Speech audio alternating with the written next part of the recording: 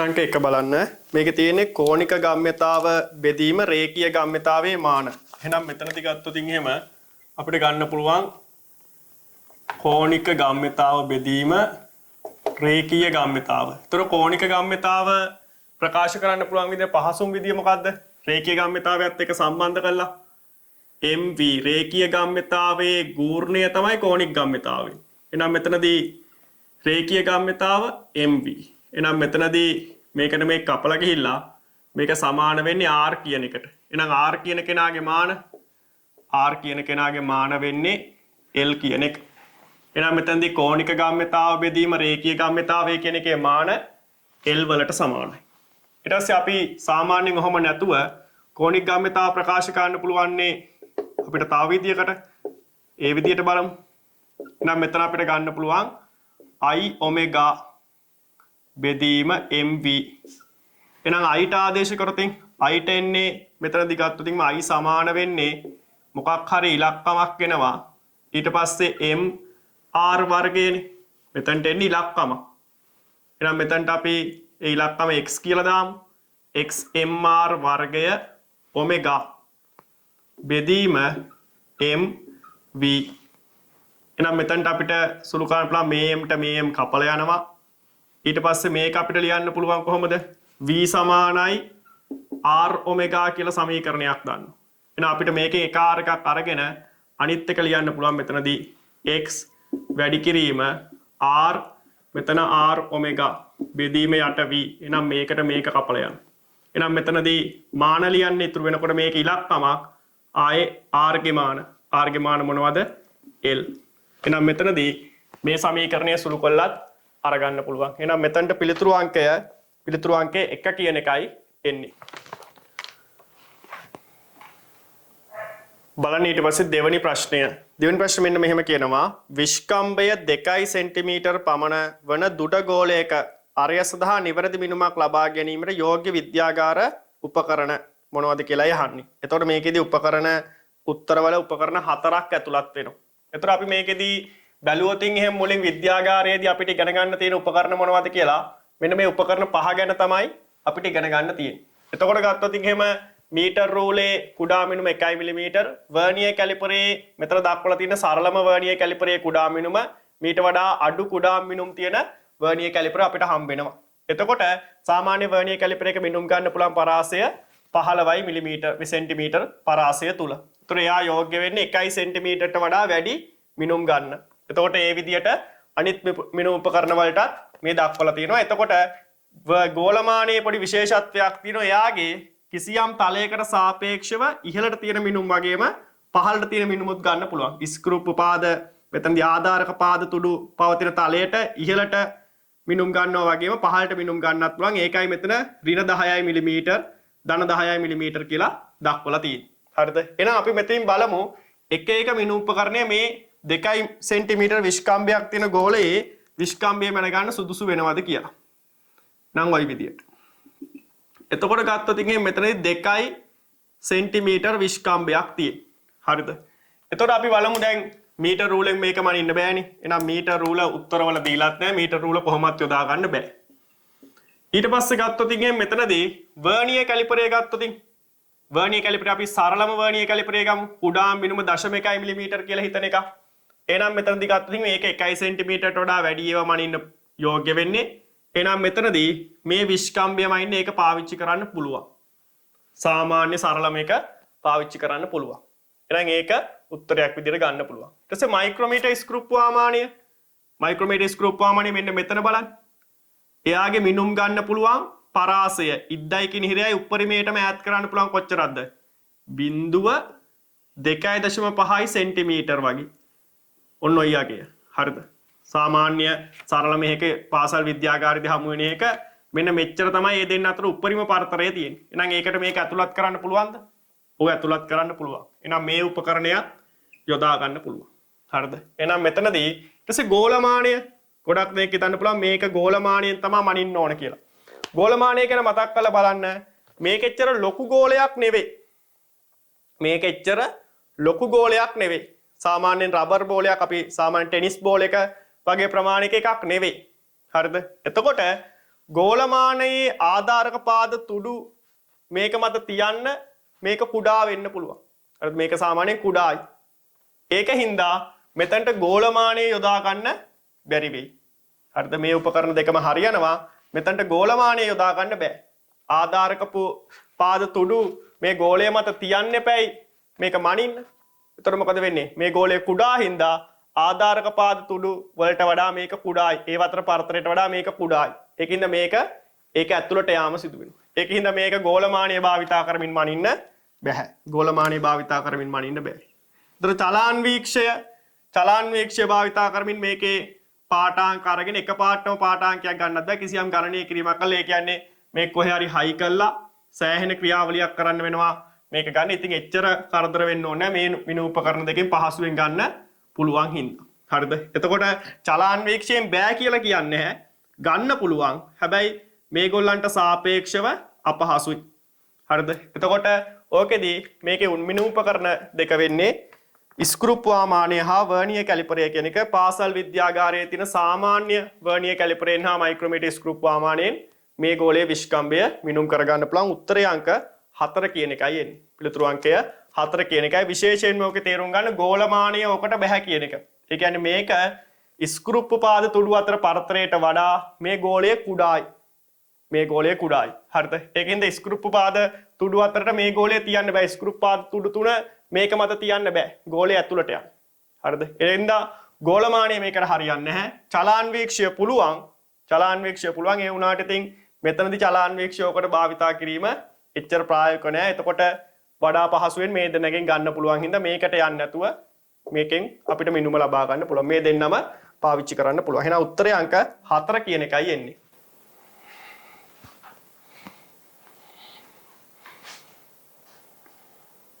ඊට පස්සේ බලන්න ඕකේ තුන්වෙනි ප්‍රශ්නය. විද්‍යාගාර ස්ක්‍රූප් වාමානයෙන් ලබාගත් පරිදි ගෝලයක අංශ 3ක් ඔස්සේ විශ්කම්භය සඳහා ලැබුණු අගයන් මෙන්න මේ විදිහට දීලා තියෙනවා. හරිද? ගෝලයේ මධ්‍යන්න විශ්කම්භය සඳහා ලබාගත හැකි අගය. එහෙනම් මෙන්න මෙතනදී බලන්න මම මෙතන සුළු කරලා දාගෙන තියෙනවා. පාඨාංක ටික එකතු කරලා ගත්ත පාඨාංක ගාණයෙන් බෙදනවා. පාඨාංක ටික එකතු කරලා ගත්ත පාඨාංක ගාණයෙන් බෙදනවා. එතකොට බෙදුවට පස්සේ මෙන්න මේ විදිහේ අගයක් එනවා. හරිද? මේ විදිහේ අගයක් එනවා. එතකොට ගත්තොත් එහෙනම් මේකෙදී මේ විදිහේ අගයක් ආවට පස්සේ මේක දැන් කෙනෙක් මේ දීලා තියෙන උත්තර විදියට මෙතන දීලා තියෙනවනේ 6යි 6යි ගණන් දීලා තියෙනවා. එතකොට මේකෙදි මෙන්න මෙහෙම උත්තරයක් ප්‍රකාශ කරොතින් 1.2යි 3යි 6යි මිලිමීටර් නැත්නම් වටයලා මෙතනට 7යි මිලිමීටර් 1.2යි 3යි 6යි 7 ඔන්න ඔය වගේ අගයන් ප්‍රකාශ කරන්න පුළුවන්. මේක වටයලා ආවට පස්සේ 6 6 දිගට එනවා. මේ විදිහේ උත්තර ප්‍රකාශ කරන්න පුළුවන්. හැබැයි මේ උත්තර වැරදි. මොකද්ද වෙන්න ඕන? මේ මිනුමේ දශම ස්ථාන කීයක් තියෙන්නේ?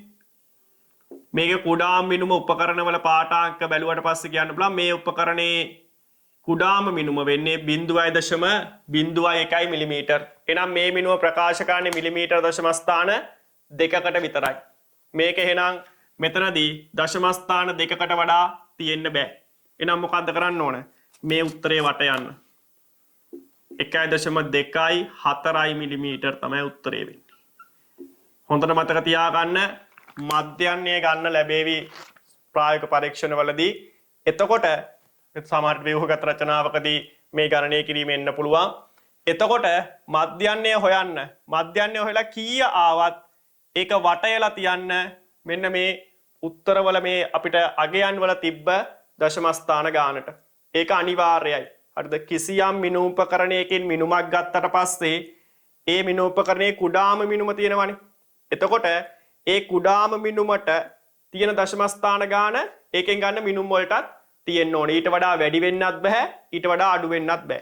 ඒතර දශම ස්ථාන ගාන හැබැයි වෙනස් වෙන්න පුළුවන් මොනවයින් ප්‍රකාශ කරනකොටද? දැන් ඒකකය වෙනස් කරලා ප්‍රකාශ කරනකොට දශම ස්ථාන ගාන වෙනස් වෙන්න පුළුවන්. දැන් මේකම සෙන්ටිමීටර් වලින් ප්‍රකාශ කරනකොට 0.124 සෙන්ටිමීටර්. අන්න දැක්කද දශම ස්ථාන 3ක් වුණා. එහෙනම් කුඩාම මිනුමට කිසියම් ඒකකයකින් තිබෙන දශම ස්ථාන ගණන ඒකෙන් ලබා ගන්නා පාඨාංක වලටත් ඒ විදිහටම තියෙන්න ඕන. පැහැදිලිනේ. එහෙනම් මෙතනට උත්තරය වෙන්නේ උත්තරය අංක 4 කියන එක. පිළිතුරු අංකය 4 කියන එක. ඊට පස්සේ බලන්න 4 වෙනි ප්‍රශ්නය. මේක කියනවා ඕලාක්ෂය මත ක්‍රියා කරන බල පද්ධතියේ සංප්‍රයුක්තය විය හැක්කේ. එහෙනම් අපිට මේකෙදි බල සමාන්තරාශ ප්‍රමේය යොදලා උත්තර ලබා ගන්න පුළුවන්. නම් මේ බලන්න. මෙතනදී ගත්තොත් එහෙම මේ බල දෙක සලකන්න. මේ බල දෙක මම සලකනවා. එහෙනම් එතකොට ඒකට සමාන්තරාශ්‍රය අඳිනවා. මෙහෙම ඔහොම. එහෙනම් මේ දෙකේ සංප්‍රයුක්තය ওই විදියට එනවා. මේ දෙන්නගේ සංප්‍රයුක්තය ඔහොම. ওই විදියට. ඊට පස්සේ දැන් එහෙනම් මේ දෙන්න නෑනේ. එහෙනම් ඉතුරු බල දෙක වෙන්නේ මේ දෙක. එහෙනම් මේ දෙකට සමාන්තරාශ්‍රය අඳින්න. එහෙනම් මෙතනදී ඔහොම දල වශයෙන් ඇඳ ගන්න. ඔහොම. එහෙනම් එතකොට ඒකේ සංප්‍රයුක්තය මේ විදියට. එහෙනම් මේකට ගැලපෙන මේ දිගට ගැලපෙන රේඛාව මොකක්ද කියලා බලන්න. එහෙනම් ඒ දිගට ගැලපෙන රේඛාව වෙන්නේ පිළිතුරු අංකය 3 කියන එක. පිළිතුර 3. බලන්න ඔගේ 5 වෙනි ප්‍රශ්නය. මේක තියෙනවා දී ඇති ප්‍රවේග කාල ප්‍රස්ථාරයට අනුරූප විස්ථාපන කාල ප්‍රස්ථාරය වනුයේ. එහෙනම් මෙන්න මෙහෙම වාක්‍යයක් ලියා ගන්න. මෙතෙන්ද ලියන්න. ප්‍රවේග කාල ප්‍රස්ථාරයේ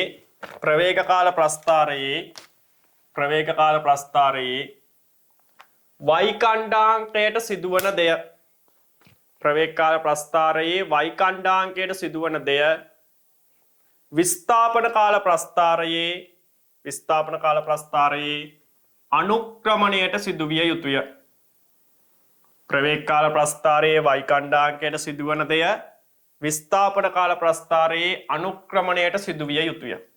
හරි. එහෙනම් මෙතනදී ආරම්භයේදී බලන්න.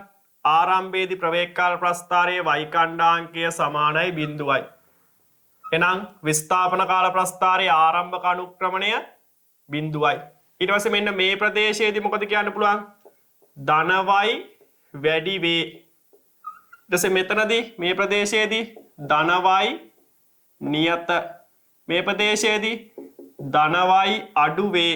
එහෙනම් අවසානයේදී y සමානයි 0යි. එහෙනම් ওই විදියටයි තියෙන්නේ. එහෙනම් මෙතනදී ප්‍රස්ථාරය අඳින්න පටන් ගන්න. කොහොමද එන්නේ? මෙන්න කාලය, මෙන්න විස්ථාපනය. එහෙනම් ආරම්භක අනුක්‍රමණය 0යි. එහෙනම් කාලක්ෂයේ ගෑවිගෙන පටන් ගන්න. ඊට පස්සේ මොකද වෙන්නේ? ධන y වැඩි වෙනවා. එහෙනම් ධනානුක්‍රමණය වැඩි වෙනවා. එහෙනම් ඔන්න ඔහොම. අවිල්ල මොකද වෙන්නේ?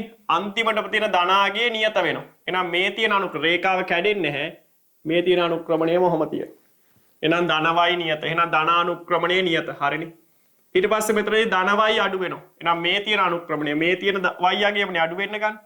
එහෙනම් මෙතනදී මොකද වෙන්නේ? මෙහෙම එකක්. අන්තිමට බිඳුව වෙනවා. එහෙනම් අන්තිමට ඔය විදියට. එහෙනම් මෙතන m සමානයි 0යි. ආරම්භයේත් මොකද වෙන්නේ? m සමානයි 0යි. m කිව්වේ මොකද්ද? අනුක්‍රමණය. එහෙනම් මෙතනදී හරියටම ප්‍රස්ථාරයක් දක්වලා නැහැ. තුන්වෙනි ප්‍රස්ථාරය චුට්ටක් ඉස්සිලා එක පොඩි මුද්‍රණ දෝෂයක් වෙන්න ඕන. එහෙනම් මෙතනදී පිළිතුරු අංකය 3 කියන එක ගන්න පුළුවන්. හැබැයි 3 කියන පිළිතුරේ අර ප්‍රස්ථාරය මේකේ කාලක්ෂයට ගෑවිලා ඕන පටන් ගන්න. හරිද? පිළිතුරු අංකය 3 කියලා ගන්න.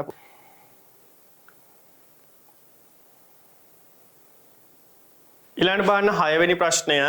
ස්කන්ධය 100 ග්‍රෑම් වන ගලක් සිරස්ව ඉහළට ප්‍රක්ෂේපණය කෙරේ.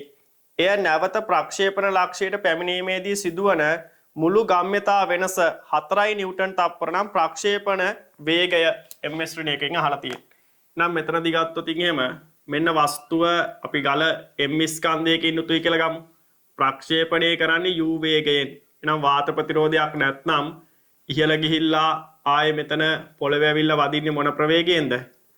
ආයෙ ඇවිල්ලා පොළවේ වදින්නේ u ප්‍රවේගයෙන්. එහෙනම් මෙයාගේ අපි ඩෙල්ටා mv ගමු. ඩෙල්ටා mv ඉහළට සැලකුවොතින් නැත්නම් අපි අවසානයේදී අඩු කරේ නම් පහළට ගත්තොතින් මෙතනදී mu ඍණ mu. අයි මේ ඍණ දැම්මේ මේ අවසාන එක්කෙනා ඒකේ පහළට තියෙන්නේ ඍණ ආරම්භක එක්කෙනා පහළට ඍණයි. මේ උඩටනේ තියෙන්නේ u. ඒක හින්දා මෙතනදී පහළ දිශාවට ඒක ඍණයි. එහෙනම් මෙතනදී එන්නේ කොහොමද? ඩෙල්ටා mv ගම්‍යතා වෙනස සමාන වෙන්නේ 2mu කියන එක. එහෙනම් මෙතන ගම්‍යතා වෙනස යගේ 4යි. සමානයි මෙතනදී 2 වැඩි කිරීම 100 වැඩි කිරීම 10 ඍණ 3. 10 ඍණ 3. එහෙනම් මෙතනදී ගත්තොත් එහෙම මේකෙදී u කියලා එන්න ඕන අන්තිමට. එතකොට මෙතනදී 10 ඍණ 3 කැපුණාම 10 ඍණ 1යි. එහෙනම් 40 බෙදීම 2 u සමානයි 20යි ms ඍණ 1 කියලායි එන්නේ. එහෙනම් පිළිතුරු අංකය 2 කියන එක ගන්න පුළුවන්. පිළිතුරු අංකය 2 කියන එක ගන්න පුළුවන්. ඊට පස්සේ බලන්න 7 වෙනි ප්‍රශ්නය. මේක කියනවා පහත ප්‍රකාශ සලකා බලන්න. එහෙනම් අපිට ප්‍රකාශන ටික කියවලෙමු. මෙතනදී අංශුවක ත්වරණය සෑම විටම ප්‍රවේගයේ දිශාවටම වේ. ඒක මොකටද කියන්න පුළුවන්ද? මම පැහැදිලි කරන්නම්. ඒක වැරදි. ත්වරණය වන වස්තුවක ප්‍රවේගය කිසි විටක ශුන්‍ය විය නොහැක. ඒකත් වැරදි. මම උදාහරණයක් කියන්නම්. ඊට පස්සේ නිශ්චලතාවයෙන් චලිතය ආරම්භා එකම ත්වරණයෙන් ගමන් කරන ස්කන්ධ අසමාන වස්තු දෙකක් මෙතනදී එකම කාල තුලදී ගෙවා යන දුර සමාන නොවේ. අපි බලමු ඒක කොහොමද කියලා. හරිද? එහෙනම් මෙතනදී පළවෙනි ප්‍රකාශය මොකද්ද? Capital A. කැපිටල් A කියලා තියෙන්නේ මෙතනදී ත්වරණය මෙතනදී අංශුවක ත්වරණය සෑම විටම ප්‍රවේගයේ දිශාවට පිටයි. ඒක වැරදි. උදාහරණයක් කිව්වොත් එහෙම ගුරුත්වය යටතේ ඉහළට ප්‍රක්ෂේපණය කරපු වස්තුවක් මෙතනදී ඉහළ යන වෙලාවේදී ප්‍රවේගය ඉහළට එයාගේ බර නිසා ඇතිවෙන ත්වරණය ප්‍රවේගය ඉහළට බර නිසා ඇතිවෙන ත්වරණය තියෙන්නේ පහළට ගුරුත්ව ත්වරණය පහළට තියෙන්නේ. එහෙනම් අන්න ප්‍රවේගයේ දිශාවයි මෙතනදී ත්වරණයේ දිශාවයි ප්‍රතිවිරුද්ධයි. එහෙනම් කැපිටල් A කියලා දැන ලියා ගන්න. මන්දණයෙන් ගමන් කරන වස්තුවක කැපිටල් A කියලා දාලා ලියා ගන්න. මන්දණයෙන් ගමන් කරන වස්තුවක ප්‍රවේගයේ දිශාව හා ත්වරණයේ දිශාව මන්දණයෙන් ගමන් කරන වස්තුවක ප්‍රවේගයේ දිශාව හා ත්වරණයේ දිශාව එකිනෙකට ප්‍රතිවිරුද්ධ වේ. එහෙනම් කැපිටල් A ප්‍රකාශය වැරදි. ඊට පස්සේ මෙතනදී ත්වරණය වන වස්තුවක ප්‍රවේගය කිසි විටක ශුන්‍ය විය නොහැකිය. එහෙනම් මෙතනදී ගත්තොත් එහෙම ත්වරණය වන වස්තුවක් ගත්තොත් එහෙම ත්වරණයේ දිශාවක් එහෙම කියලා නෑනේ. හරිද? එතකොට ගත්තොත් එහෙම මෙතනදී මෙයා මෙහෙම උඩට ගිහිල්ලා හැරිලා එනවා ආපහු. එහෙනම් මෙන්න මෙතන ඉහළම ලක්ෂයේදී මොකද වෙන්නේ? v සමානයි 0යි. එතකොට මෙයාට පල්ලෙහාට ත්වරණයක් තිබුණත් මෙයාගේ ප්‍රවේගය ශුන්‍ය වෙනවා. එහෙනම් ත්වරණය වන වස්තුවක් මේක. එතකොට එයාගේ ප්‍රවේගය ශුන්‍ය වෙන්න පුළුවන්. හරිද? ත්වරණය ශුන්‍ය වෙන්න පුළුවන්. එහෙනම් මෙතනදී ගත්තොත් මේ ත්වරණය වන වස්තුවේ ප්‍රවේගය ශුන්‍ය වෙන්න පුළුවන්. මේක ත්වරණය වන වස්තුවක්. එයාගේ ප්‍රවේගය ශුන්‍ය වෙන්න පුළුවන්. එහෙනම් මෙතනදී මෙන්න මේ කරුණට අනුව B ප්‍රකාශයත් වැරදි. හරිද? ත්වරණය වන වස්තුවක ප්‍රවේගය ශුන්‍ය වෙන්න පුළුවන්. හරිද? හරි. එතකොට මෙතනදී ගත්තොත් ඊළඟ ප්‍රකාශය නිශ්චලතාවයෙන් චලිතය ආරම්භා එකම ත්වරණයෙන් ගමන් කරන ස්කන්ධ අසමාන වස්තු දෙකක් එකම එහෙනම් මෙතනදී එකම ත්වරණයෙන් යන්නේ. ඉතින් මෙතනදී මෙයා m1 මෙයා m2 මේ දෙන්නගේම ත්වරණ එකමයි. AA. එහෙනම් ත්වරණ එකමයි නම් ස්කන්ධ වෙනස් නම් F සමානයි ma අනුව මේ දෙන්නට හැබැයි චලිත කරවන්න දෙන්න ඕන බලයන් දෙක නම් වෙනස්. m1 වැඩි m2 නම් එහෙමනම් මෙතනදී f1 උත් වැඩි f2ට වඩා. බලයන් දෙක නම් වෙනස්. එහෙනම් මෙතනදී අපිට ගමන් කරන දුර එහෙනම් මේ දිශාවට s සමානයි ut ධන භාගයයි at වර්ගය දාන්න. එතකොට ආරම්භයේදී නිශ්චලතාවෙන් නම් s සමානයි භාගයයි at වර්ගය. එහෙනම් මෙතනදී s මොකද වෙන්නේ? එකම.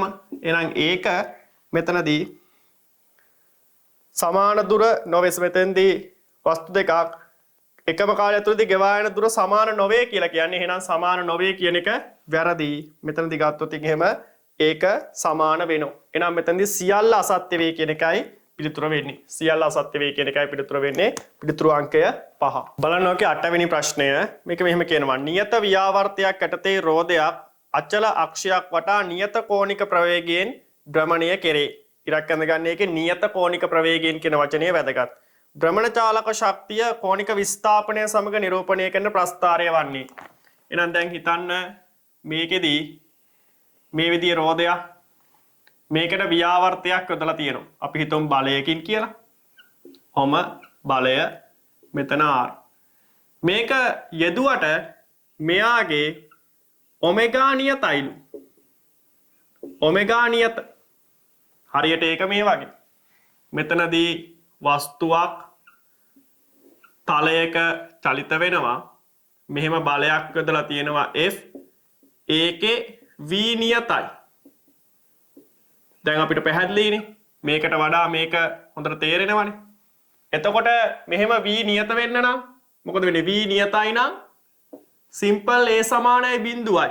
එහෙනම් F සමානයි MA අනුව F සමානයි බිඳුවයි. මේ F කියලා කිව්වේ මේ F නෙවෙයි. මොකද්ද මේ F කියන්නේ? F සමානයි MA වල තියෙන මේ F අසමතුලිත බලය. අසමතුලිත බලය. එහෙනම් අසමතුලිත බලය බිඳුවයි. අසමතුලිත බලය බිඳුවයි කියන්නේ මේ බලය සන්තුලනය කරන වෙන බලයක් මේ පද්ධතියේ තියෙනවා. එහෙනම් මොකක් කියලා අපිට ගන්න පුළුවන්ද? ඒක අපිට ඝර්ෂණ බලය කියලා ගන්න පුළුවන්. ඝර්ෂණ බලය. එහෙනම් යොදන බාහිර බලය සමානයි ඝර්ෂණ බලයට. එතකොට මේක මත සංප්‍රයුක්ත බලය බිඳුවයි තියෙන වේගය වැඩි වෙන්නෙත් නැහැ අඩු වෙන්නෙත් නැහැ. ඒක නියතව තියෙනවා. එහෙනම් මෙයාගේ චාලක ශක්තිය දැන් මෙයා අපි හිතමු S විස්ථාපනයක් කළා කියලා.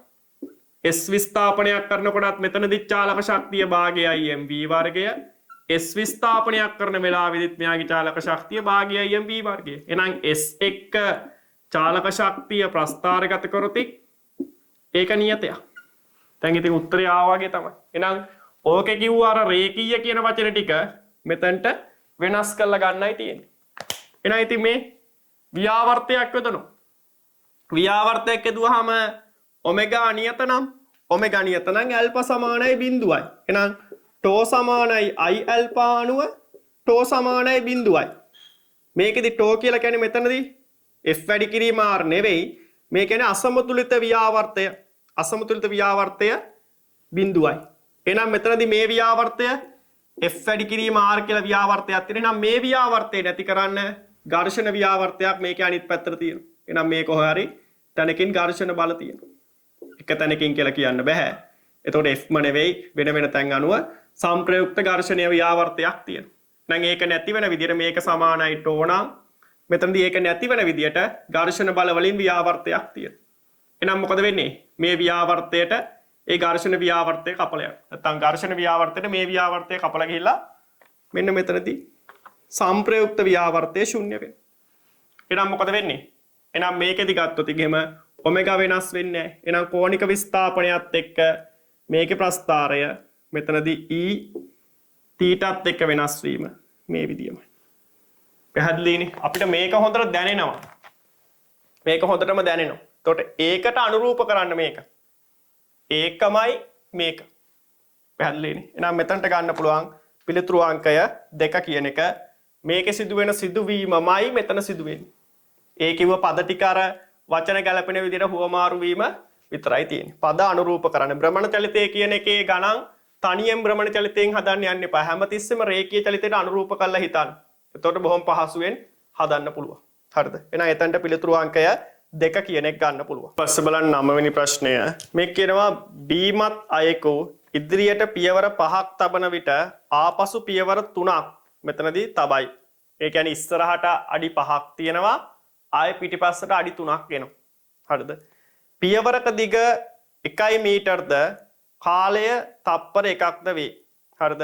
ආරම්භක ලක්ෂයේ සිට 9 මීටර් දුරින් වලක් ඇත. ඔහු වලෙහි වැටවීමට ගතවන කාලය. හොඳ ප්‍රශ්නයක්. හොඳට කල්පනා කරලා උත්තර දෙන්න ඕන. මෙන්න මෙතනදී අපි දැන් මෙහෙම හිතුවොත් බලන්න. 1යි 2යි 3යි 4යි 5යි පියවර 5ක් ගියා. ආපස්සට පයින්නවා පියවර 3ක්. එහෙනම් මෙතනදී 1යි 2යි 3යි. ඒ කියන්නේ මෙයා තප්පර කොච්චරක් යනවද? මෙතනට 1යි 2යි 3යි 4යි 5යි 6යි 7යි 8යි. එහෙනම් තප්පර 8කදී ඉස්සරහට යන්නේ 2 මීටර. හැබැයි ඉතින් මෙහෙම දෙයක් තියෙනවා. හරිද? මේක කොහොම තියෙන තප්පර 8කදී 2 මීටර. එහෙනම් තප්පර 16කදී 4 මීටර.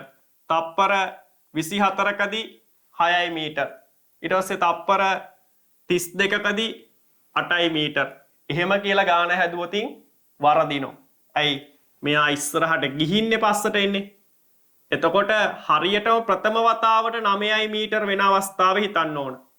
ප්‍රථම වතාවට 9 මීටර වෙන අවස්ථාව. එහෙනම් කල්පනාකාරීව හිතන්න. දැන් එතකොට මෙතනදී මෙන්න පටන් ගත්ත තැන ඉඳන් දැන් මෙයා පළවෙනි පියවර තියෙනකොට 5 මීටර ඉස්සරහට ගිහිල්ලා. එහෙනම් වල හම්බුනේ නැහැ. හරි. ඊට පස්සේ ඔන්න එහෙනම් ආයෙ පටන් ගන්නවා කොතනින්ද? මෙන්න මෙතනින් ඊළඟ පියවර ආයෙ පටන් ගන්න. එහෙනම් ආයෙ පටන් ගන්නවා 1යි 2යි 3යි 4යි 5යි. එහෙනම් ආයෙ කොතනද? ආයෙ පස්සට එනවා 1යි 2යි 3යි. එහෙනම් මෙන්න මෙතන ඉන්නේ. දැන් මෙයා ඉස්සරහට ගිහිල්ලා තිනවා පටන් ගන්න තැන ඉඳන් කොච්චරක්ද? දැන් ඉස්සරහට ගිහිල්ලා තියෙනවා පටන් ගන්න තැන ඉඳන් මෙතනදි ගත්තොත් එහෙම ඔක්කොම 7යි මීටර. 7යි මීටර පටන් ගන්න තැන ඉඳන් උඩරිම දුරට ගිහින් තියෙනවා. එහෙනම් දැන් බලන්න. දැන් ආයෙ ඊළඟට ගමන පටන් ගන්නෙ මෙතනින්. හරිද? අයි මෙතනට වඩා පියවර 2යිනේ ගියේ. ඒකින්ද 7යි මීටර. ඊට පස්සේ මෙතනින් තමයි ආයෙ ගමන පටන් ගන්න. එහෙනම් මේ 1යි 2යි 3යි දැන් පටන් ගත්ත තැන ඉඳන් මීටර් 7ක් දුරින් ඉන්නේ. එහෙනම් මීටර් 8යි අන්න 9යි වලේ වැටුණා. තේරුණාද? ඔන්න ඔතනදී වලේ වැටුණා. මෙන්න වල. වල තියෙන්නේ මෙතන ඉඳගෙන පටන් ගත්ත තැන ඉඳගෙන 9යි මීටර් දුරින්. හරිනේ. හරියට කල්පනා කරන්න. හරිද? නැතුව අර විදියට හිතන්න ගියොත් ගාන වර්ධනය. එහෙනම් අපිට දැන් තප්පර ගණන් ටික ගණන් කරගන්න තියෙන්නේ. මම එහෙනම් 1 2 අංක දාගෙන එනවා. මෙතන තප්පර ටික අපි ගණන් කරමු. මේ එකකට තප්පර 1යි. එහෙනම් බලන්න. 1යි 2යි 3යි 4යි 5යි 6යි 7යි 8යි. ඊට පස්සේ මෙතනින් පටන් ගන්න 9යි 10යි 11යි 12යි 13යි 14යි 15යි 16යි 17යි 18යි 19යි 20යි 21යි. අන්න තප්පර 21ක් චලිත වුණාට පස්සේ වලේ වැටෙනවා. තප්පර 21ක් චලිත වුණාට පස්සේ වලේ වැටෙනවා. ඕක මේ විදිහට වැරදියට තේරුම් ගත්තොත් හදන්න බෑ. කොහමද? තප්පර 8කදී ඉස්සරහට යන දුර 2 මීටර කියලා හිතුවොත් එහෙම. තප්පර 8කදී ඉස්සරහට යන දුර 2 මීටර. එහෙනම් මීටර 8ක් එන්න තප්පර 8 4 32යි. තව තප්පර එකයි තප්පර 33යි කියලා කිව්වොත් වැරදි. ඊට කලින් වලේ වැටෙනවා. අයි මෙයා ඉස්සරහට ගිහලා ආයි හැරිලා එනෝනේ. ඒතර මෙන්න මේ අවස්ථාවේදී තුන්වෙනි අවස්ථාවට වෙනකොට ඔය කියන විදියට මෙතන වලේ වැටෙනවා. 9යි මීටර දුරට එනවා. ආපහු හැරිලා යන්න හම්බ වෙන්නේ නැහැ. වැටිලා ඉවරයි. තේරුණානේ? එහෙනම් මෙතනට උත්තරය අංක 4 කියන එක ගන්න පුළුවන්. පිළිතුරු අංකය 4 කියන එක. 10 වෙනි ප්‍රශ්නේ බලන්න. ඒක මෙහෙම කියනවා ගුරුත්වය යටතේ සිරස් විහිළට ප්‍රක්ෂේපණය කළ ගලක චලිතය සඳහා විස්ථාපන කාල වක්‍රය පසක දැක්වේ. වක්‍රයේ අනුක්‍රමණය කාලයේ t සමග විචලනය වන ආකාරය නිවැරදිව දැක්වෙන්නේ. හරිද? එහෙනම් මෙතනදී ගත්තොත් එහෙම මේකෙදී බලන්න මේ හරියද මොකද වෙන්නේ? ධන අනුක්‍රමණයක් තියෙන මේ ස්පර්ශකයක් අඳින්න. ස්පර්ශකයක් ඇඳලා ඒකේ අනුක්‍රමණය හිතන්නේ x අක්ෂයේ ධන දිශාවත් එක්ක සුළු කෝණයක් සාදන්නේ. අනුක්‍රමණය ගැන තවමත් ප්‍රශ්න තියෙන අය. දැන් මෙන්න මේ විදිහට රේඛාවක් තියෙනවා. මේකේ අනුක්‍රමණය කීයද කොච්චර අගයක්ද? කොහොමද හිතන්නේ? හිතින් ඇඳ ගන්න මේ රේඛාව තියෙන ප්‍රදේශයේ y කණ්ඩාංකයයි x කණ්ඩාංකයයි. තවමත් අනුක්‍රමණ ගැන ප්‍රශ්න තියාගන්න එපා. එතකොට මෙන්න මේකෙදි මේ කෑල්ලට එනවා නම් ඒකට අනිවාර්යයෙන් තියෙන මොන අනුක්‍රමණයක්ද? ඒකට තියෙන්නේ ධන අනුක්‍රමණයක්. මේ පැත්තට එනවා නම් රේඛාව ඔහම වෙන් කරාට පස්සේ ඒකට තියෙන ධන අනුක්‍රමණයක්. එහෙනම් මෙතනදී මේ විදිහට රේඛා දෙකක් තියෙනවා කියලා හිතන්න. ඔහොම. එහෙනම් ඔහොම තිබ්බොත් එහෙම මොකද වෙන්නේ? y අක්ෂය x අක්ෂය හිතා ගන්න. එතකොට මේ පැත්තට එනවා නම් දෙන්නම ධන අනුක්‍රමණ. මෙයාට වඩා මෙයා උඩින් ඉන්නවා නම් y අක්ෂයට ලං වෙන්න මොකද වෙන්නේ? අනුක්‍රමණයේ විශාලත්වය වැඩි. අනුක්‍රම ගැන ප්‍රශ්න තියෙන කට්ටිය ඔය කියන කරුණු ලියා ගන්න. y අක්ෂයට ලං වෙන්න අනුක්‍රමණයේ විශාලත්වය වැඩි. ඊට පස්සේ මෙහෙම රේඛාවක් මේ රේඛාව ගත්තොත් මොකද වෙන්නේ? මේ රේඛාව ගත්තොත් y අක්ෂයයි x අක්ෂයයි ඇඳ ගන්න. මෙන්න මේ පැත්තට එනවා නම් ඍණ අනුක්‍රමණ. මේ පැත්තට එනවා නම් ධන අනුක්‍රමණ, මේ පැත්තට එනවා නම් ඍණ අනුක්‍රමණ. හරිද? ඉස්සෙල්ලා වගේම තමයි රේඛා දෙකක් තිබ්බොත් ඔය විදියට. එහෙනම් මෙතනට ඇඳ ගන්න හිතින් x අක්ෂයයි y අක්ෂයයි. එහෙනම් මොකද වෙන්නේ? දෙන්නම ඍණ අනුක්‍රමණ, මෙයාගේ ඍණ අනුක්‍රමණයේ අගය වැඩි. ඒ කියන්නේ මෙයා මෙතනදී ධන 2යි ඍණ 2යි m වගේ නම් ඍණ දෙකක් නම් මෙයා ඍණ 3ක් වගේ.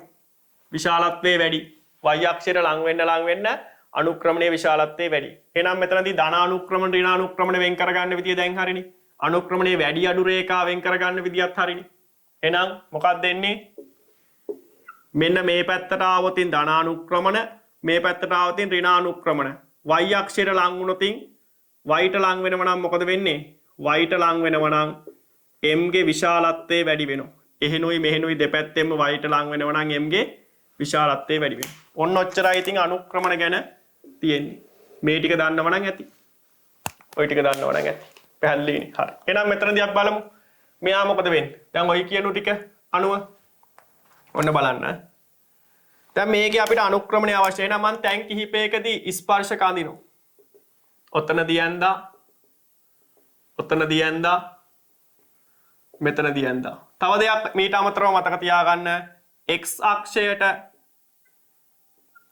අක්ෂයට සමාන්තර නම් x අක්ෂයට සමාන්තර සිම්පල් m සමානයි බිඳුවයි. ඒකත් ඒකට අමතරව මතක තියාගන්න. හරි. එහෙනම් ඊට පස්සේ මම මෙන්න මෙතන රේඛා මෙහෙම ඇඳා ඔය විදියට. එහෙනම් දැන් අර විදියට රේඛාවෙන් කිරීම අනුව පැහැදිලි මේ පළවෙනි රේඛාවේ අනුක්‍රමණය ධනාගයක්, දෙවෙනි රේඛාවේ අනුක්‍රමණය ධනාගයක්, මෙන්න මේ තුන්වෙනියට ඇඳපු රේඛාවේ අනුක්‍රමණය බිඳුවයි. හරිද? තුන්වෙනියට ඇඳපු රේඛාවේ අනුක්‍රමණය බිඳුවයි. මෙතන හතරවෙනියට ඇඳපු රේඛාවේ අනුක්‍රමණය ඍණාගයක්, මෙයාගේ අනුක්‍රමණයත් ඍණාගයක්.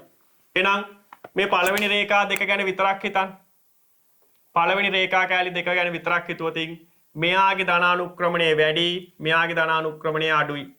මෙතනදී බිඳුවයි. එහෙනම් ධනානුක්‍රමණය ක්‍රමයෙන් අඩු වෙලා බිඳුව වුණා. මෙයාගේ ඍණානුක්‍රමණය අඩුයි, මෙයාගේ ඍණානුක්‍රමණය වැඩි. එහෙනම් බිඳුව වෙලා ඍණානුක්‍රමණය ක්‍රමයෙන් වැඩි වුණා. එහෙනම් ප්‍රස්ථාරය එන්නේ මොකද්ද? ප්‍රස්ථාරය එන්නේ මෙන්න මේ විදියට. ප්‍රස්ථාරය එන්නේ m මෙතනදී කාත් එක්ක විචලනයේද කාලයත් එක්ක විචලනය. එහෙනම් ධන m අඩු වෙලා බිඳුව වෙලා ඍණ m වැඩි වුණා. හරිද? මේ රේඛා ටික ඇඳපු එක ගැන අපැහැදිලි කෙනෙක් ඉන්නවනම් මේ අන්තිම සරල කරුණු අන්තිමම සරල ඒවා ආයි වීඩියෝ එක පිටිපස්සට කරලා බලන්න. පළවෙනි රේඛාව අඳින වෙලාවේ මේ කියපු දේවල් ටිකත් එක්ක පළවෙනි රේඛාව අඳපු එක ගැන හිතන්න. හරිද? මෙන්න මෙච්චරයි අනුක්‍රමණ ගැන මතක තියාගන්න ඕන ටික. පැහැදිලිනේ? නම් මේකෙදී උත්තරේ අංක 3 කියන එකයි එන්නේ. පිළිතුරු අංකය 3 කියන එකයි එන්නේ.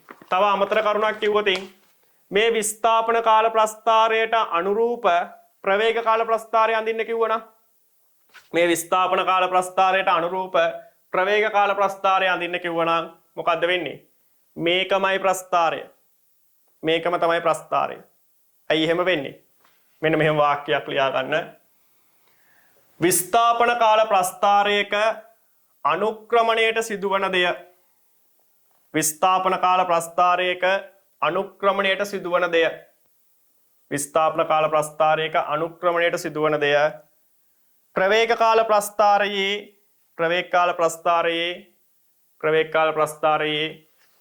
y ඛණ්ඩාංකයට සිදුවිය යුතුය. ප්‍රවේග කාල ප්‍රස්ථාරයේ y ඛණ්ඩාංකයට සිදුවිය යුතුය. y ඛණ්ඩාංකයට සිදුවිය යුතුය. එහෙනම් අනුක්‍රමණයේ y ඛණ්ඩාංකයටනේ අරගෙන තියෙන්නේ. ඒකින්ද ප්‍රවේග කාල ප්‍රස්ථාරයත් මේකම තමයි. හරිද? හරි. අන්න එතකොට මෙන්න මේ ටික ආයේ අනුක්‍රමණ ගැන අවුල් තියෙන කෙනෙක්ට.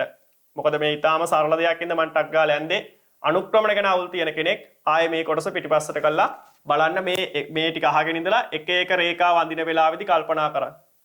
හරිද? කොහොමද වෙන්නේ කියන එක. හරිද? එතකොට උත්තරය අංක 3 කියන එක ගන්න පුළුවන් ඒකට. බලන්න 11 වෙනි ප්‍රශ්නය. මේකේ තියෙනවා සුමට තිරස් තලයක් මත ඇති සර්ව සම ට්‍රොලි සිම්පල් n සංඛ්‍යාවක් එකිනෙක සැහැල්ලු තන්තු වලින් ඈඳා ඇත. මුල් ට්‍රොලිය මත කැපිටල් F තිරස් බලයක් යෙදුව විට උපරිම ආතතියක් ඇති තන්තුවේ හරිද? උපරිම ආතතිය ඇති තන්තුවේ ආතතිය යහන්නේ. එහෙනම් මේකෙදි ගත්තොත් එහෙම දැන් මොකද වෙන්නේ? දැන් මේකේ මේවා තුනක් ඇඳලා තිබ්බට මේකෙදි මේවා n සංඛ්‍යාවක් තියෙනවලු.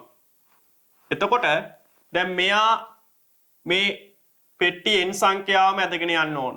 මෙයා කොච්චරක් ඇදගෙන යන්න ඕනද මේ තන්තුව විසින්? එහෙනම් මෙතනින් බැලුවොත් මෙයා n ඍණ 1 සංඛ්‍යාවක් ඇදගෙන යන්න ඕන.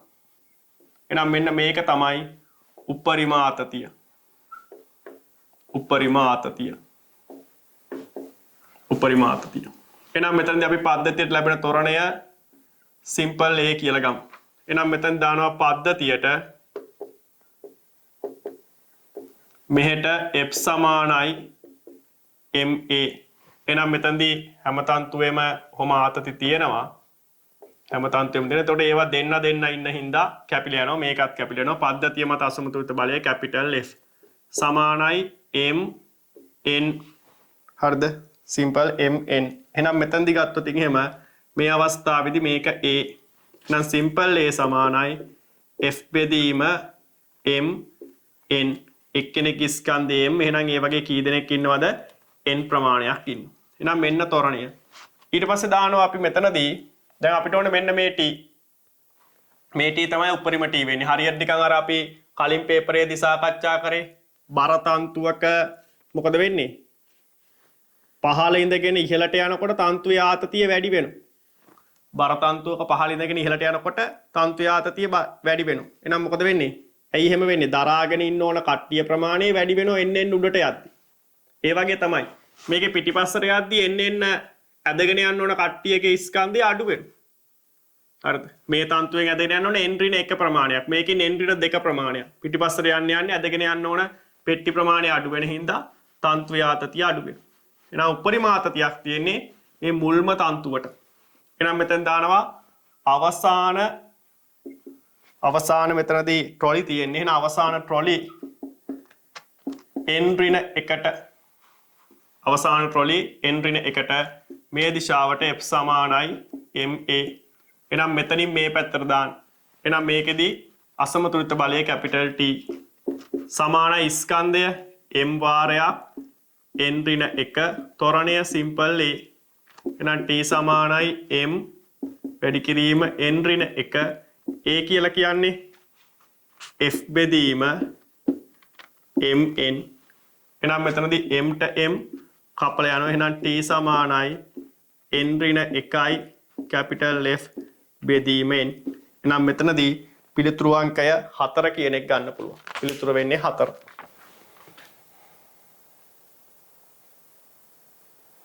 බලන්න 12 වෙනි ප්‍රශ්නය.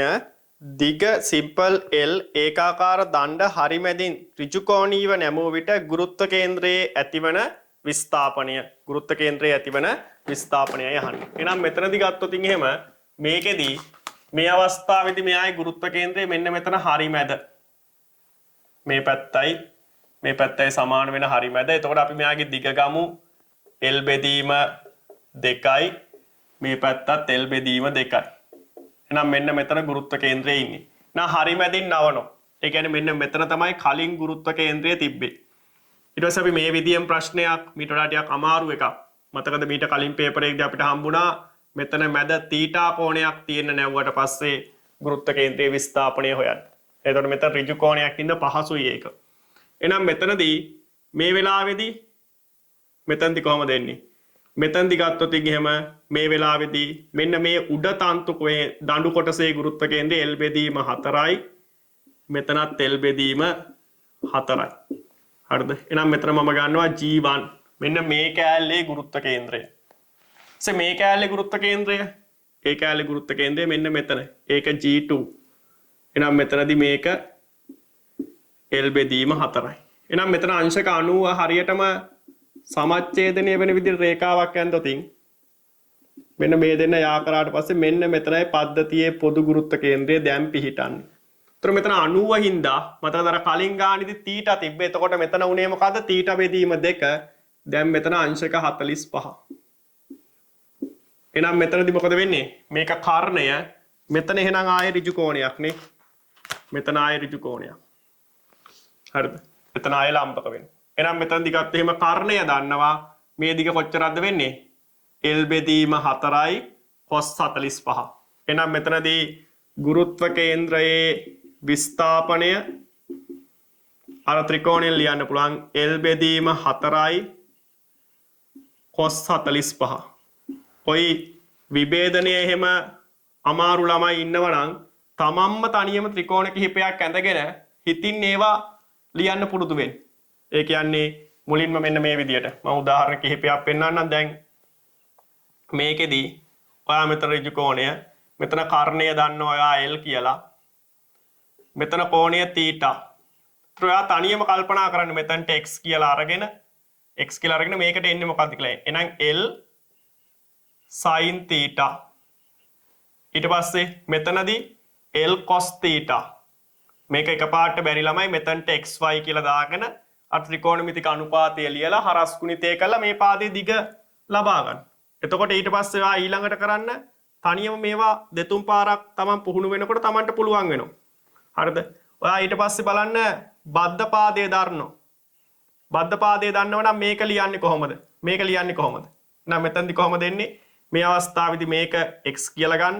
Tamanට එකපාරට හිතා ගන්න අමාරු නම් අවශ්‍ය තැනට සංකේතයක් ගන්න. එහෙනම් දැන් අනුපාතය ලියන්න. cos θ සමානයි L බෙදීම x. එහෙනම් x නේ ඕන. x සමානයි L බෙදීම cos θ. එහෙනම් මෙතනදී මේක කොහොමද එන්නේ? මේක y කියලා ගන්න.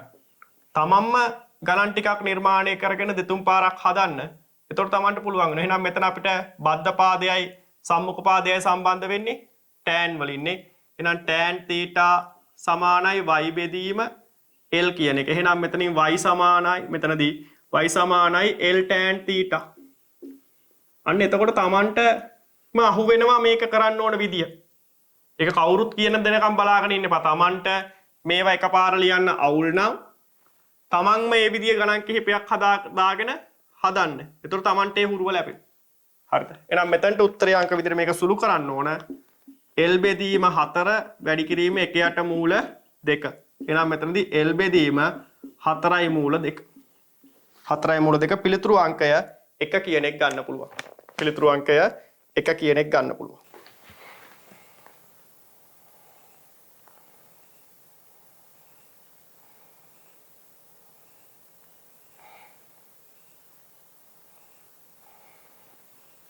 බලන්න 13 වෙනි ප්‍රශ්නය. මේ කියනවා සංයුක්ත බඳුනේහි එක් බාහුවක ජලය පුරවා ඇත. V කපාටයේ විවෘත කළ විට AB මට්ටමට සාපේක්ෂව කාලය T සමග ජල පද්ධතියේ විභව ශක්තිය විචලනය වන ආකාරය දැක්වෙන්නේ නිවැරදිව දැක්වෙන්නේ කියලා අහන්නේ. එහෙනම් මේ ප්‍රශ්නේදී දැන් අපි බලමු. මම මෙතන පොඩියට මේ රූපසාහන පොඩ්ඩක් අඳින්නම්. පළවෙනි අවස්ථාවේදී කොහොම තියෙන්නේ මේ බඳුන සිහින්. මේ බඳුන සිහින්. නම් මෙතන කපාටය දාලා තිනවා මේ මට්ටමට පිරලා තියෙනවා. ඊට පස්සේ මේකෙදි කරාමයේ ඇරියට පස්සේ සමතුලිත අවස්ථාව අවසානම අවස්ථාව හිතුවතින් මොකද වෙන්නේ? මේ දෙකේ මේක එක්කෙනෙක් සිහින් ඔහොම. එතකොට මේ දෙකේ ජල මට්ටම් දෙක ඔහොම වෙනවා. එහෙනම් මෙතනදී මම ඊට කලිනුත් කියලා ඇති මොකද්ද?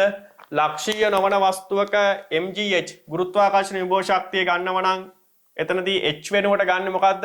විභව ශක්තිය ශුන්‍යයි කියන සලකන මට්ටමේ ඉඳගෙන පද්ධතියේ කොටසේ ගුරුත්ව කේන්ද්‍රයට තියෙන උස. එහෙනම් මෙතනදී නම් අපිට මේ වගේ ටිකක් උස ආගයක් එන්නේ. මෙතනදී එනකොට මොකද වෙන්නේ? ඒ උස බෙදීම 2 වගේ නැත්නම් ඊට වඩා අඩු වගයක්. හරිද? එහෙනම් මෙතනදී ඒ ස්කන්ධයමයි ඊට වඩා අඩු වගයකින් ගුණ වෙන්නේ. එහෙනම් ආරම්භක විභව ශක්තියට වඩා විභව ශක්තිය ආරම්භක විභව ශක්තියට වඩා අඩු වගයක් වීශා අවසාන. ඔන්න ඒක තීරණය කරන්න පුළුවන්. නා අනිවාර්යෙන් විභව ශක්තිය අඩු වෙන්න ඕන. ඊට පස්සේ මේ විභව ශක්තිය පදයේදී mgh නේ. mgh. එහෙනම් මේ කල්පනා කරන්න මෙතන මේ තරලයේ ගලාගෙන යන්නේ පීඩනාන්තරයේ හින්දා. පීඩනාන්තරයේ හින්දා තමයි තරලයේ ගලාගෙන යන්නේ. එහෙනම් මෙතනදී ගත්තොත් එහෙම මේ කරාමයේ විවෘත කරපු ගමන් පීඩනාන්තරයේ විතා විශාලයි. මේ හරිය වායුගෝලීය පීඩනය මෙතනින් ඇතිවන පීඩනය මෙතනදී මේ ද්‍රව කඳේ උස මගින් ඇතිවන පීඩනයත් එක්ක වායුගෝලීය පීඩනය එකතු වෙච්ච පීඩනය තමයි මෙතන පීඩනය. වායුගෝලීය පීඩනයයි ද්‍රවස්ථිතික පීඩනයේ එකතුව තමයි මෙතන. අපි නිකන් හිතුවතින් එහෙම වායුගෝලීය පීඩනය ෆයි එහෙනම් මෙතන පීඩනයත් ෆයි. අයි කෙලින්ම වායුගෝලයටනේ. එහෙනම් මෙතන පීඩනය මොකද වෙන්නේ? මේ ද්‍රව කඳේ උස කැපිටල් H කියලා හිතුවතින් මේක ෆයි ධන h rho g ෆයි ධන h rho g.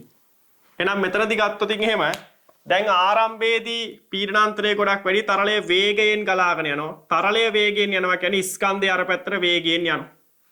එහෙනම් මෙතනදී mgh c ග්‍රේන් පහළ බසින මුල් හරියේදී. ඊට පස්සේ එන්න මේ h වලාගේ අඩු වෙනකොට පීඩනාන්තරය අඩු වෙනවා. ඇයි? මේ පැත්තෙන් පීඩන අඩු වෙනවා වගේම මේ පැත්තෙන් පීඩනය වැඩි වෙනවනේ. ඒ තරලයේ මේ පැත්තේ පිරෙන්න මේ ලක්ෂයේ පීඩනය දිගටම වායුගෝලීය පීඩනය තියෙන්නේ නැහනේ. මේ හරිය තරලයේ පිරෙන්න මේක අපි h dash කියලා ගත්තොත් මේක මොකද වෙන්නේ phi ධන h dash rho g විදියට මේ h අකුර අඩු වෙනකොට මේ h dash අකුර වැඩි වෙනවා. අර පැත්තට තරලයේ පිරෙන්න. එහෙනම් මේ පැත්තේ පීඩනය අඩු වෙනකොට මේ පැත්තේ පීඩනය වැඩි වෙනකොට පීඩන අන්තරය දැන් මේ තරලයේ ගලන්න හේතුනේ පීඩන අන්තරයනේ. පීඩන අන්තරය අඩු වෙනවා. පීඩන අන්තරය අඩු වෙනකොට තරලයේ ගලාගෙන යෑමේ ශීඝ්‍රතාව එන්න අඩු වෙනවා. එහෙනම් විභව ශක්තිය අඩු වෙලා අන්තිමේදී අඩු වගයකට එළඹෙන බව ඇත්ත. නමුත් මේක ඒකාකාරව අඩුවීමක් වෙන්න බෑ. ඒකාකාරව අඩුවීමක් වෙන්න බෑ. හරිද? ඊට පස්සේ එහෙනම් පස්වෙනි උත්තරේ අයින් කරන්න පුළුවන්. ඊට පස්සේ තුන්වෙනි උත්තරේ විදියේ වක්‍රයක් විදියට තමයි අඩු වෙන්න ඕන. මම ඇඳලා පෙන්නන්නම්. හරිද? ඇඳලා පෙන්නන්නම්. එතකොට ගත්තොත් ඉතින් මෙතනදී වක්‍රයක් විදියට තමයි අඩු වෙන්න ඕන. හැබැයි තුන්වෙනි උත්තරේ විදියට බිඳුවම වෙන්න බෑ. බිඳුව දක්වා අඩු වෙන්න බෑ. හරිද? ඊට පස්සේ ගත්තොත් ඉතින් ඊළඟට අපි හතරවෙනි උත්තරේ බලමු. 4 2 1 කියන එකේ ගත්තොත් ආයි විභව ශක්තිය වැඩි වෙලා තියෙනවා. මේක ආයි මෙහෙම ඇවිල්ලා මේ පැත්තට උඩටම යන්නේ නැහැ. එහෙම අවස්ථාවක් උදා වෙන්නේ නැහැ. ඒකෙන් හින්දා මෙතනදී ආයි ආරම්භක විභව ශක්තිය අගයකට ඒමක් සිදු වෙන්නේ නැහැ. මෙහෙම අත්තරපු ගමන් දෝලණය වෙලා මේ පැත්තට උඩට ගිහිල්ලා ඒමක් එහෙම වෙන්නේ නැහැ. එහෙනම් ගත්තේ එක උත්තරය අයින් කරන්න පුළුවන්. එහෙනම් අපිට 4 හා 2 අතර තමයි මෙතනදී අපිට තරගෙ තියෙන්නේ. එහෙනම් අපි බලමු. මේකදී ගත්තොත් එහෙම ඇඳලා බලමු. ඔන්න දෙවෙනි උත්තරේ මම මේ අඳින්නේ. මෙහෙම එකක් තියෙන්නේ. බිඳුවටම වෙන්නේ නැහැ. ওই විදියට අඩු වෙලා ගිහිල්ලා ඔහොම ඔය වගේ තත්ත්වේ. හතර උත්තරේ ඇඳොතින් මෙතනදී කොහොමද ඒක තියෙන්නේ? ඒක මෙන්න මෙහෙම තියෙන්නේ. ওই වගේ විචලනයක්. හරි. එහෙනම් අපි සමාන කාලාන්තරවලදී බලමු. මෙන්න ආරම්භයේ මම සමාන කාලාන්තරයක් මෙන්න පරතරය මම ගන්න. ඒ පරතරයෙන් මම මේ හරිය අඳිනවා. ඔන්න. අයනම් මම ඒ රේඛා දෙක යා කරනවා මෙහෙට. බලන්න ආරම්භයේ විභව ශක්තිය අඩු වෙච්ච ප්‍රමාණය ලොකුයි. මේ හරියට එනකොට විභව ශක්තිය අඩු වෙච්ච ප්‍රමාණය පොඩි. පැහැදිලිද? මේකටත් ඒක කරන්න. මේ ප්‍රස්ථාරවල බලන විදිය. අර පරතරේ මදි. ඒතර මේකෙදි ගත්තොත් ඉතින් මොකද වෙන්නේ? මේකෙදි ඒකේ අනිත් පැත්තනේ මේ හරිය පරතරය පොඩි, මේ හරිය පරතරය ලොකුයි. නේ? උඩ හරියට වඩා යට හරිය පරතරය පොඩි මේ ලොකු වෙලා. එහෙනම් මේක වෙන්න බෑනේ. තරලයේ ගැලීමේ ශීඝ්‍රතාවය එන්න අඩු වෙනවනේ. තරලයේ ගැලීමේ ශීඝ්‍රතාවය එන්න අඩු වෙන හින්දා මේක වෙන්න බෑ. එහෙනම් හතරවෙනි උත්තරේ මුල් හරිය වැරදි. එහෙනම් අපිට උත්තරේ විදියට යන්න වෙන්නේ පිළිතුරු අංකය 2 කියන එක. පිළිතුර 2 කියන එක. එතකොට මේ දේවල් ටික කල්පනා කරලා බැලුවට පස්සේ අපිට විභව ශක්තිය මම මුලින්ම තීරණය කරේ මොකද්ද? ආරම්භක එකයි අවසාන එක ඇඳලා බැලුවා. අනිවාර්යෙන් විභව ශක්තිය අඩුවීමක් තියෙනවා. විභව ශක්තිය අඩුවීමක් තියෙනවා. එහෙනම් ඒ අඩුවීම වෙන්නේ කොහොමද කියලා බැලුවා. පීඩනාන්තරය සලකලා. තරලයේ ගලාගෙන යෑමේ ශීඝ්‍රතාවය ගැන හිතුවා. තේරුණානේ? හරි. අන්න එතකොට උත්තරේ අංක මෙතනදී 2 කියන එක ගන්න පුළුවන්. ඊට පස්සේ බලන්න 14 වෙනි ප්‍රශ්නය. අභ්‍යන්තර පිපුරුමක් නිසා වස්තුවක් ස්කන්ධයේ ඒකක 3 හා 1 බැගින් වන A හා B කොටස් දෙකකට බෙදී යයි.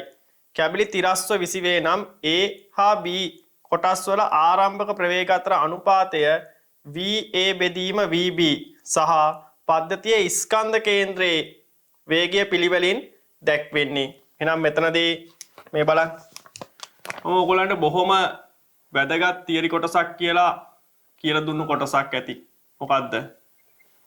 පද්ධතියක් මත අසමතුලිත බලය ශුන්‍ය නම් මොකද වෙන්නේ? පද්ධතියේ ස්කන්ධ කේන්ද්‍රයේ එහෙම නැත්නම් ගුරුත්ව කේන්ද්‍රයේ හරිද? උසස් පෙළ මට්ටමේදී ස්කන්ධ කේන්ද්‍රයයි ගුරුත්ව කේන්ද්‍රයයි එකම ලක්ෂයක් කියලා ගන්න එක අවුලක් නැහැ. නමුත් ඇත්තටම එකම නෙවෙයි. ඒක අපි සලකන කුඩා ප්‍රමාණයේ වස්තු වලට ලොකු බලපෑමක් නැහැ. ඒක ඊටා විශාල වස්තුවකට සලකද්දි තමයි ලොකු වෙනසක් තියෙන්නේ. සැලකිය යුතු මට්ටමේ වෙනසක් තියෙන්නේ එතකොටයි. හරිද? හරි. එතකොට ස්කන්ධ කේන්ද්‍රයයි ගුරුත්ව කේන්ද්‍රයයි කියන්නේ එකම කියලා ගත්තොත් එහෙම මොකද්ද? දැන් මෙතන මේ පුපුරායන අවස්ථාවේදී මේ කෑල්ල මගින් මේ කෑල්ල මත බලයක් ඇති කරනවා. මේ කෑල්ල මගින් මේ කෑල්ල මත බලයක් ඇති කරනවා. පද්ධතියම සලකුවාම අසමතුලිත බලය අසමතුලිත බලය බිඳුවයි. අසමතුලිත බලය බිඳුවයි. එහෙනම් අසමතුලිත බලය බිඳුවයි නම් මොකක් වෙන්නේ නැද්ද? ගුරුත්ව කේන්ද්‍රයේ පිහිටීම වෙනස් වෙන්නේ නැහැ. ඒ කියන්නේ කොහොමද? මෙතනදි ගත්තොත් එහෙම මෙතන දැන් 3ට එකයිනේ. එහෙනම් මෙතනදි ගත්තොත් එහෙම මෙයා සාමාන්‍යයෙන් ඒකක එකක් යනකොට මෙයා ඒකක එකක් යනකොට මෙයා ඒක කීයක් ගිහින්ද? මෙයා ඒකක 3ක් ගිහිල්ලා.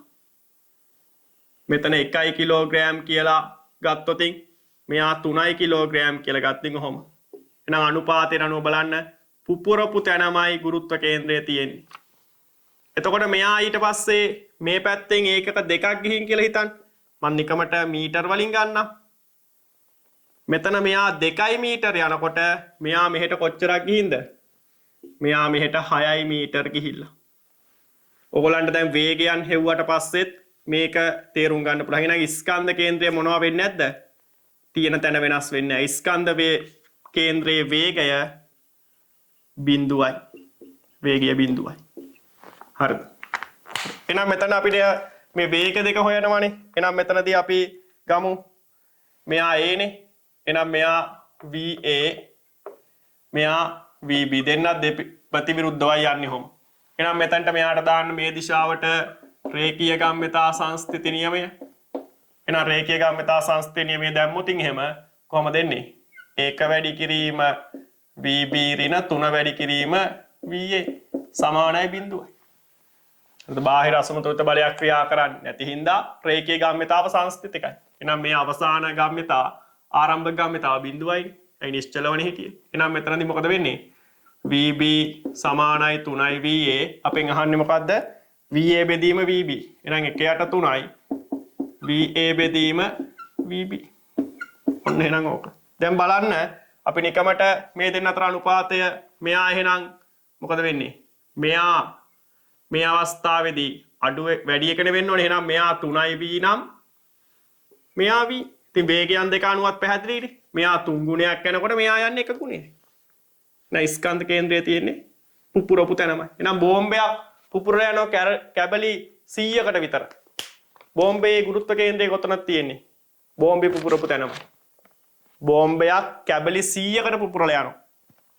ඒ වෙලාවේදී බෝම්බේ ගුරුත්ව කේන්ද්‍රයේ ගමන් මඟ කොහෙද කියලා අහුවොත් බෝම්බය ආරම්භයේ තිබ්බ තැනම බෝම්බේ ගුරුත්ව කේන්ද්‍රය ඒ විදිහටම තියෙනවා.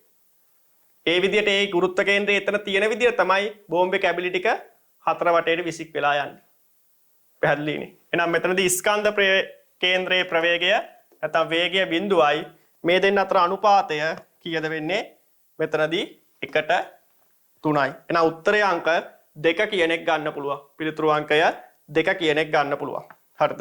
එහෙනම් ඊට පස්සේ මෙතනදී මේකේ 15 වෙනි ප්‍රශ්නයත් මේකටම සම්බන්ධ ප්‍රශ්නයක්. මොකද්ද? ඉහත පිපිරුමේදී එක් කැබැල්ල මත ක්‍රියා කරන ආවේගී බල අතර අනුපාතය. එහෙනම් ආවේගී බල අතර අනුපාතය මොකද වෙන්නේ? ආවේගී බල දෙක එකිනෙකට සමානයි. මේ සිද්ධි ටිකට ඔක්කොටම හේතුව මේ බල දෙක සමාන වීම. මේ විදිහට ස්කන්ධ කේන්ද්‍රය එතනම තියෙන්නත් රේඛීය ගාම්‍යතාව සංස්ථිතික වෙන්නත් ওই හැම කාරණා දෙකටම හේතුව බල දෙක සමානයි. එහෙනම් ආවේගී බල අතර අනුපාතය 1ට 1යි. ආවේගී බල අතර අනුපාතය 1ට 1යි. එහෙනම් පිළිතුරු අංකය 4 කියන එක. එහෙනම් 15ට 4 14ට 2 කියන එක. පැහැදිලිනේ?